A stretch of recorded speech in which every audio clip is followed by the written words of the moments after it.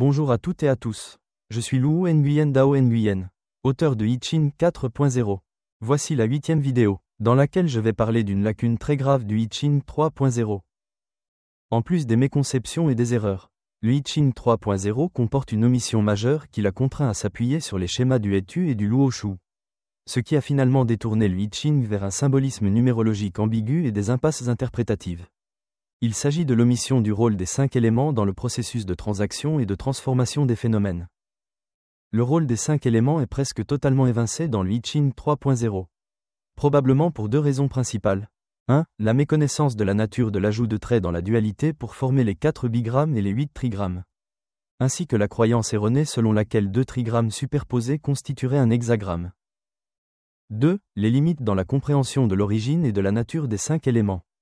Bien que les 5 éléments aient été mentionnés pour la première fois il y a environ 4300 ans dans le Hongfan Jiuzhou, lorsque Jizi conseilla le roi Wu sur les 9 règlements, et que le I Ching a été créé il y a environ 4700 ans par le roi Fuxi, les 2 traditions étant donc presque contemporaines, la question de l'origine véritable des 5 éléments demeure non résolue jusqu'à aujourd'hui.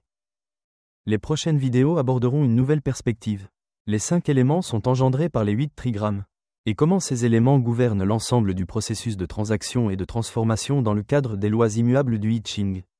Dans mon livre I Ching 4.0, j'ai consacré un chapitre entier à l'approfondissement de cette nouvelle conception des 5 éléments.